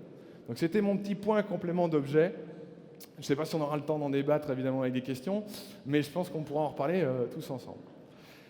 Et ça me fait faire un petit point sur quelque chose qu'on a déjà évoqué l'année dernière, quand on parlait d'algorithmes d'imposition. Là, c'est suite à une discussion avec Martin Sanson du Même en Mieux, qui est une boîte qui est hébergée chez nous à l'Auberge Numérique. On avait une discussion basée sur un article qu'a écrit le fondateur de Drupal et qui disait que le web allait presque s'effacer dans la mesure où de plus en plus on était vers quelque chose qu'on n'allait pas chercher et qui venait à nous. Et les exemples que je vous ai montrés, donc quelque chose qui était plus sur du push que sur du pull. Et donc, je vous invite à lire un petit peu cette phrase qui dit que dans le futur, les contenus, les produits et les services vont nous trouver. Alors ça peut être pour le meilleur. Quand tout à l'heure on parlait d'assistants, si c'est dans le domaine de votre métier, si c'est pour vous faire gagner du temps, ça peut être quelque chose d'extrêmement bon. Si c'est dans le domaine des smart cities, de l'efficacité énergétique, ça peut être parfaitement intéressant. Si c'est sur votre façon de recevoir de la publicité, etc., vous pouvez ensuite avoir un avis complètement différent là-dessus. Il n'empêche que c'est quand même une tendance, c'est qu'on est de plus en plus vers un Internet, en effet, où on a moins à agir, mais où de plus en plus, ça tourne en tâche de fond, des choses vous sont poussées en fonction des données qu'on peut avoir sur vous, du contexte, etc. Et donc, ça me permet de faire une transition vers cette image qui était déjà dans les signaux l'année dernière, quand on voulait parler de cet exemple de ce film Heure que vous connaissez peut-être, où ce personnage joué par Joaquin Phoenix tombe amoureux de son système d'exploitation sur son téléphone mobile et sur son ordinateur. Mais si je vous remets cette image, c'est que cette logique d'algorithme d'imposition et d'expérience que je vous ai montré sur les objets connectés tout à l'heure, pour moi, ça nous dessine quelque chose qui est lié à l'émotion. Je ne vous ai pas parlé des montres de Apple et des montres connectées, et j'en parlerai pas. Et d'une, parce que j'ai pas envie, non, parce que je vous avoue, j'y crois moins, je trouve qu'il y a énormément de redondance, etc. Par contre, il y a des exemples, notamment cet exemple-là, avec le côté de pouvoir envoyer son ressenti et quelque chose d'émotionnel à l'autre, qui me paraît être vraiment intéressant et qui montre quelque chose qui manque encore dans le web, c'est justement une logique d'émotion. Il y a eu pas mal d'acteurs des tendances là, qui ont parlé de cette année un web beaucoup plus sur l'émotion, sur l'empathie. Moi, j'ai plus l'impression que c'est qu'après avoir parlé énormément de big data, de données personnelles et de NSA, il y a plein d'acteurs qui se sont dit qu'il fallait en mettre une petite couche sur l'empathie qu'on peut avoir avec les internautes. Je suis moins sûr. Par contre, il y a un vrai truc en effet avec l'émotion. Et c'était ma quatrième partie que j'ai appelée full sentimentale, qu'on aurait pu appeler full sentimentale, mais avec une faute, excusez-moi. Et mon idée, elle est de la lier à la fois sur, encore une fois, une façon de créer toujours plus de services innovants et collants aux besoins, mais aussi à, évidemment, le revers de la médaille qu'il peut y avoir. Je vous ai mis un job d'avenir qui est peut-être le petit COS interprète en émotion. C'est peut-être le rôle d'un community manager demain. C'est peut-être le rôle d'un data scientist qui va travailler sur les données d'une société qui a un rapport évidemment au client très fort. Si vous regardez bien le fond de la slide, c'est une conférence qui a été organisée il n'y a pas très très longtemps avec un mathématicien très connu, Cédric Villani, Henry Kaufman, aussi quelqu'un de très connu sur le marketing, qui s'appelle Mathématiques de l'émotion et e-commerce. Je pense que je n'ai pas besoin de vous en dire beaucoup plus. Ça parle en soi sur la façon dont on peut mieux comprendre le consommateur, la façon dont ce qu'il voit, ce qu'il est en train de vivre, lui génère une certaine émotion et comment ce qu'on peut lui proposer, évidemment, vient interférer là-dessus et pourquoi pas sur sa pratique d'achat. Donc quelque chose qui conditionne, encore une fois, la façon dont on pense l'expérience que va vivre l'internaute. Vous entendez tout le temps parler en ce moment de design utilisateur, de UX design. L'UX design va aller de plus en plus loin sur la façon dont on peut justement penser cette expérience utilisateur, parce qu'elle va être obligée de prendre en compte de plus en plus de paramètres, y compris peut-être émotionnels. Les exemples que je vous ai montrés tout à l'heure, Weedy, Operator, des assistants qui tournent en tâche de fond, vont être obligés d'intégrer ça. Donc, ah oui, je ne l'ai pas dit tout à l'heure, mais une excellente étude qui a été faite sur les métiers et compétences, d'où j'ai sorti ces visuels. On voit des évolutions web designer vers UX designer. Il y aura certainement encore plus d'évolutions à voir venir. Et là, je vais partir sur un aspect qui va peut-être vous paraître un peu moins numérique, un peu plus neurosciences ou quelque chose de cet ordre-là, mais je vais le prendre sur quelques exemples. J'ai appelé ça les motifs de votre start-up. En fait, c'est un exemple d'une société israélienne qui a bien marché en Israël et qui est en train d'essayer de déployer l'appli en France. Je pense que le genre d'exemple qui, pareil, présenté il y a 2 ans, aurait encore fait sourire, va peut-être vous faire sourire cette année.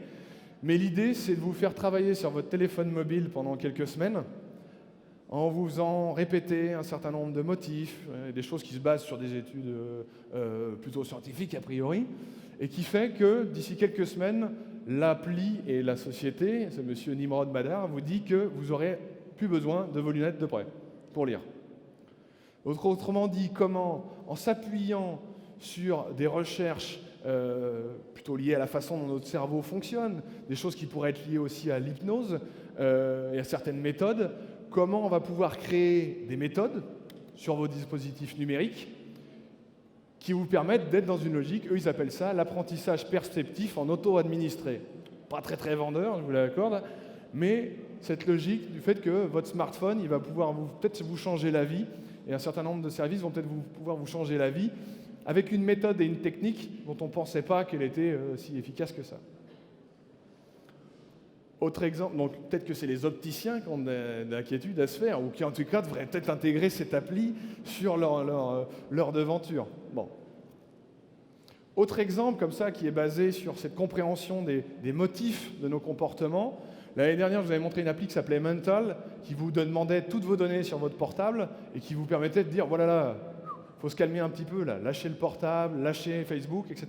Mais qui par la même occasion récupère les données sur la façon dont vous gérez votre smartphone. Donc ils avaient aussi un moyen de comprendre votre comportement. Et là, on en a plein qui sont en train d'apparaître là-dessus. Soma Analytics, Reporter, Mental, plein de façons de comprendre votre rythme en fait au quotidien à partir de votre smartphone et de vous faire des propositions sur quelque chose qui vous touche, qui est votre bien-être, qui est votre quotidien. Et là, on a peut-être des choses en termes de business qui sont aussi intéressantes parce qu'on n'est pas sur de la vente du gadget, on est de la vente sur une promesse. Est-ce qu'elle est bien tenue par ces applis? C'est un autre problème. Il n'empêche que c'est en train de se développer.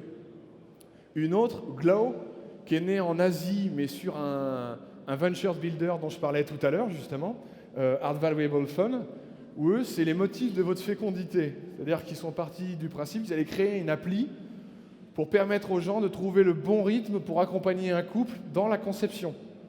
Et ils affichent aujourd'hui des chiffres qui sont de 25 000 grossesses qui ont été aidées en un an, et le fait qu'ils se sont transformés en labo. Et ils sont une synthèse parfaite de ce qu'on peut voir aujourd'hui en économie numérique. Ils sont aidés en effet par un Ventures Builder qui a une vue extrêmement poussée sur la façon dont on va proposer du service centré utilisateur de manière très pointue. Une logique d'économie collaborative parce qu'évidemment l'appli est un réseau social et les gens se partagent des données de manière anonyme, mais pour améliorer le modèle. Évidemment de la donnée en masse, du big data, et du crowdfunding parce que l'appli permet aux couples de faire des appels aux dons si l'application leur démontre qu'ils vont avoir besoin d'une FIV, d'une fécondation de telle ou telle manière. Donc ils sont devenus un labo et ils se mettent à travailler avec des acteurs de la santé de manière extrêmement forte.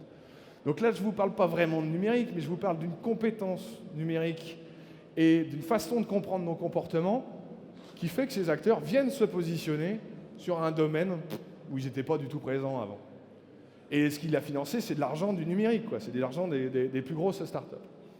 Bon, là-dessus, je vais passer vite, mais c'est le directeur du Centre of Mindfulness aussi qui lui parle des motifs de la conscience, de la façon dont on peut être dans un état suffisamment aware, dirait Jean-Claude Van Damme, conscient, enfin bon. Donc, on va certainement voir des choses se mixer entre ces formes de coaching du bien-être et la façon dont le numérique ou des exercices apportés par des applications nous permettraient de vivre autrement. On verra, hein. Peut-être qu'il y aura énormément de faux là-dedans et de fake, mais c'est quelque chose qui se déploie. Pour continuer sur cette partie un peu neuro et neurosciences, je vous invite à aller voir l'intervention TED de David Eagleman, qui lui parle de la façon dont on pourrait presque se créer de nouveaux sens. En fait, c'est quelqu'un qui travaille surtout sur des problématiques de substitution des sens. Autrement dit, comment quelqu'un qui est sourd et muet, par exemple,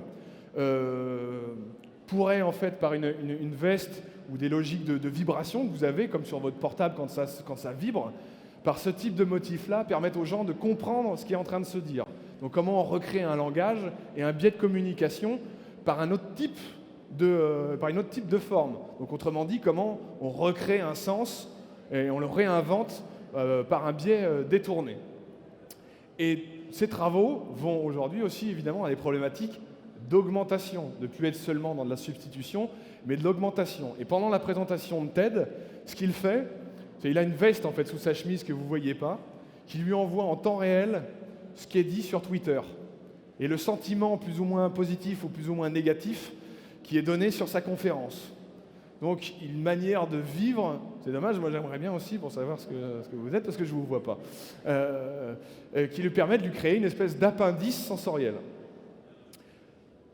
Un exemple d'objet justement un peu connecté, cette chaussure qui est faite par la Smart Shoes Le Chal, où il y a un GPS dans la chaussure, mais un GPS aussi haptique pour déficients visuels, qui fait que les sensations qu'il a dans la chaussure lui permettent d'être guidé. Et alors ce qui m'intéresse énormément Donc là, on est plutôt dans de la substitution sensorielle que dans de l'augmentation. Mais ce qui m'intéresse, c'est que l'année dernière, je vous avais évoqué les Super Shoes, qui étaient du guidage par chatouille.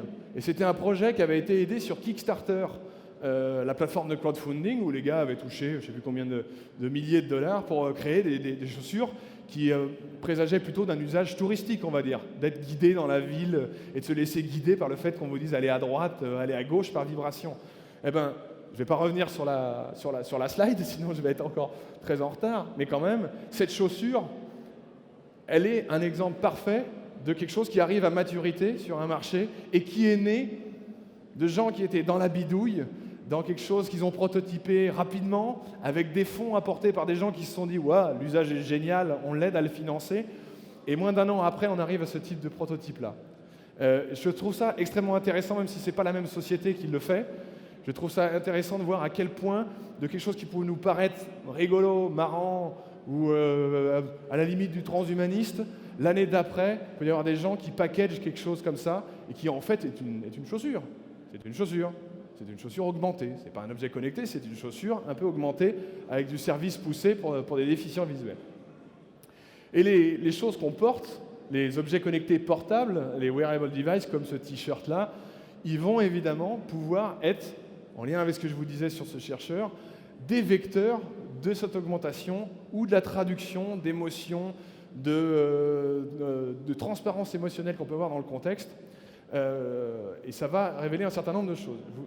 Autre exemple, je vous invite à aller voir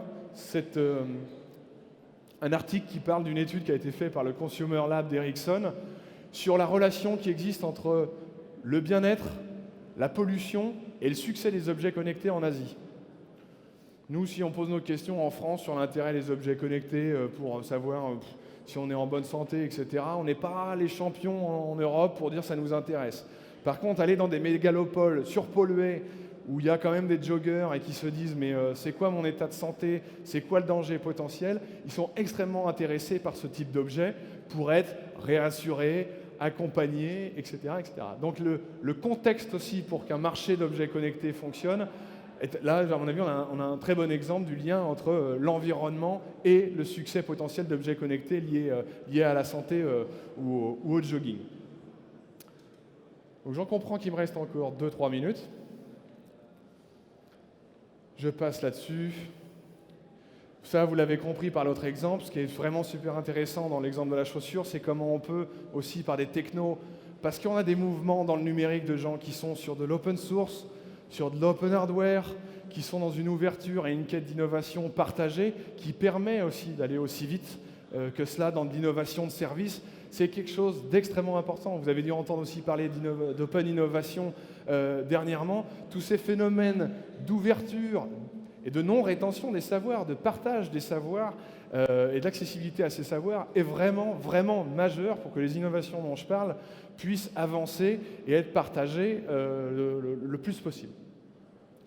Dans des Fab Labs, celui-là c'est un exemple d'un Fab Lab aquitain, d'ailleurs je pense qu'il y a des gens qui sont dans la salle, le Fab Lab Cohabit, qui est d'ailleurs aidé par la région Aquitaine, qui est à la fois un Fab Lab et un Tech Shop à l'IUT de Bordeaux, et qui est le type de service qu'on aura aussi à la Cité numérique prochainement, on peut évidemment le souhaiter, d'univers qui permettent de raccourcir ce temps entre idée, prototypage et commercialisation de services, qui est devenu un enjeu énorme à l'heure des objets connectés et de tous les exemples qu'on vous a montrés sur ces licornes qui avancent très très très vite.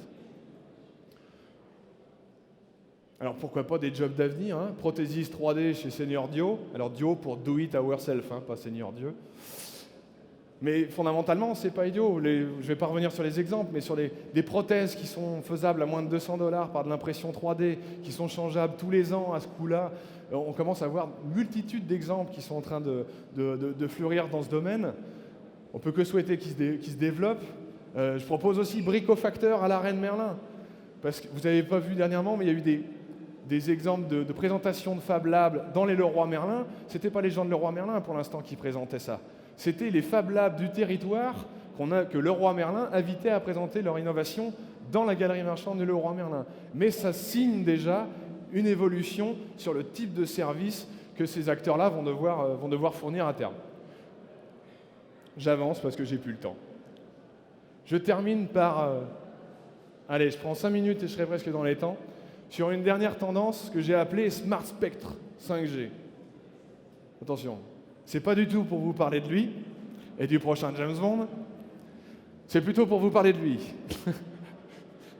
Bon, c'est une boutade pour faire une petite partie quand même qui est un peu liée aussi aux problématiques de réseau, de télécommunications et d'infrastructures et au potentiel qu'on n'y voit pas toujours, ou comme on est toujours penché sur les services et l'usage, on n'y pense pas forcément.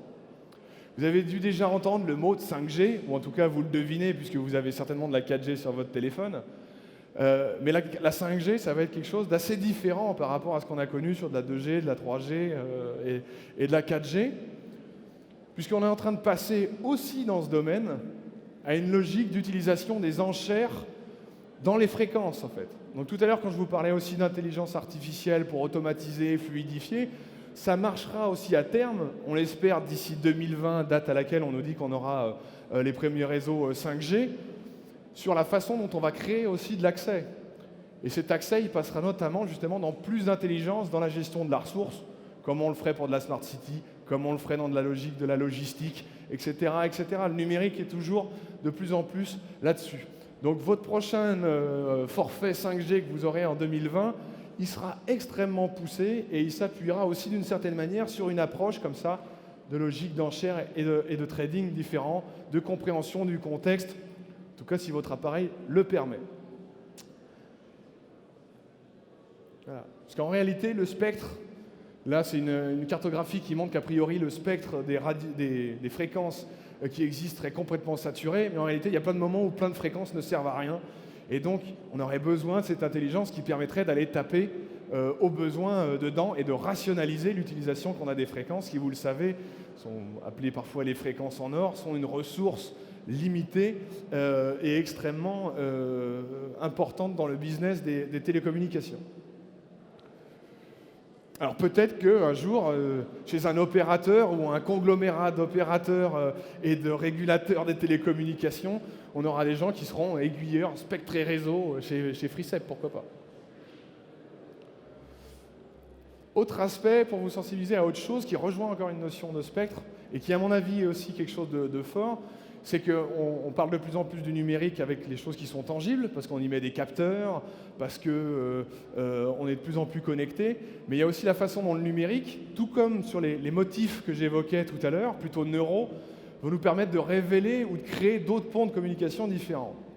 Shazam, vous le connaissez pour « je scanne une chanson et ça me dit quel est l'artiste, ça me propose plein de choses ».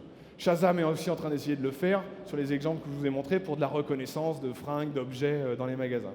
Mais moi, une innovation qu'ils ont fait avec un acteur Mood Media qui m'intéresse, c'est, là on rejoint du commerce connecté aussi, c'est comment en rentrant dans un magasin qui passe de la musique, ou que vous rentriez maintenant une bibliothèque, enfin non pas une bibliothèque, pardon, mais un lieu public, un magasin, etc. Il y a très souvent de la musique. Là, avec la société qui propose les musiques dans le magasin, ou pourquoi pas les plus belles musiques d'ascenseur que vous puissiez connaître, ils entrelacent, on va dire, dans la musique, quelque chose qui est inaudible, mais que l'appli Shazam entend.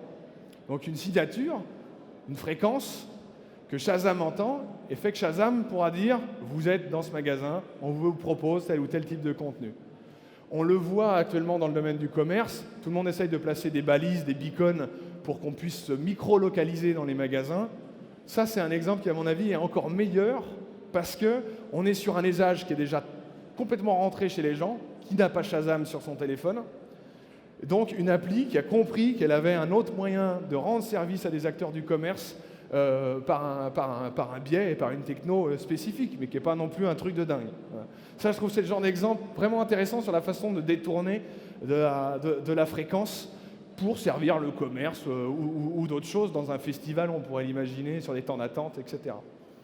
Il y a des gens qui font des choses avec les ultrasons aussi, sur la façon de le sentir. Donc tout ça pour vous dire que sur les ondes, le spectre, il y a plein de choses à venir aussi sur la façon dont tout ce qui nous entoure, qui nous traverse au quotidien, va pouvoir nous permettre d'interagir ou de mieux comprendre l'environnement. Ça me paraît quelque chose à suivre vraiment fortement.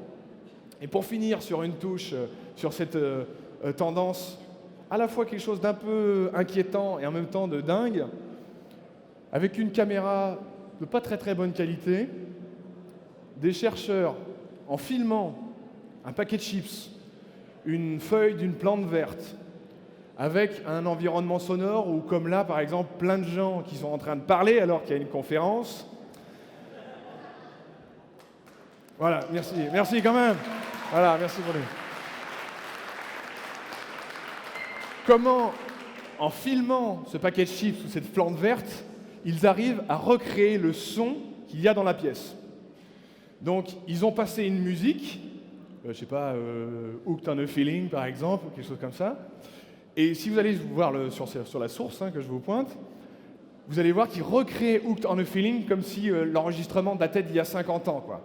Mais ils réussissent à partir des vibrations qu'ils voient sur le paquet de chips à le recréer.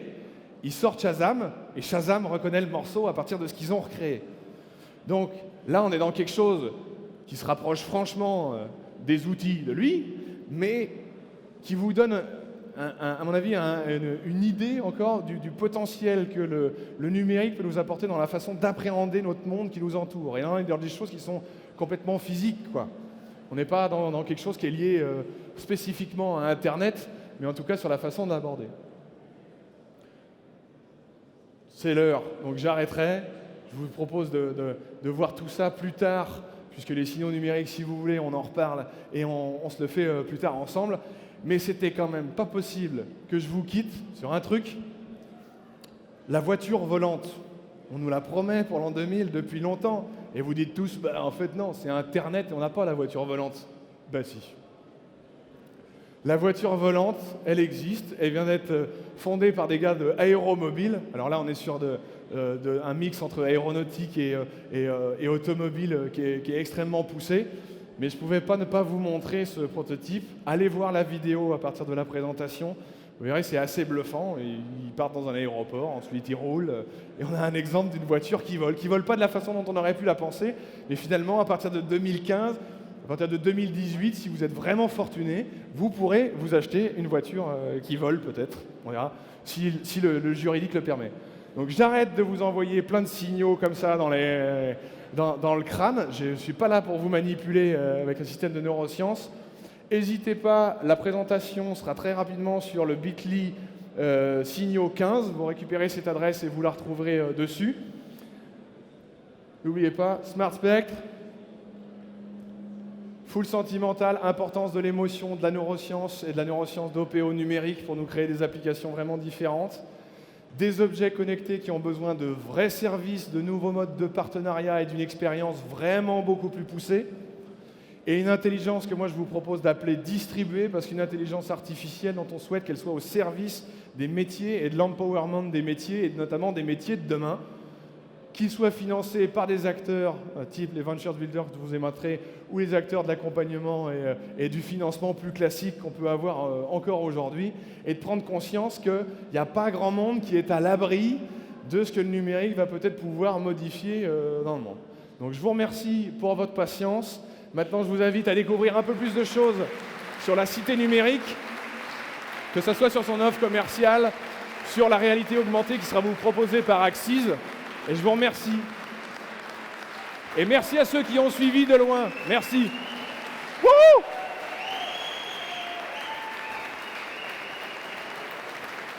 Merci.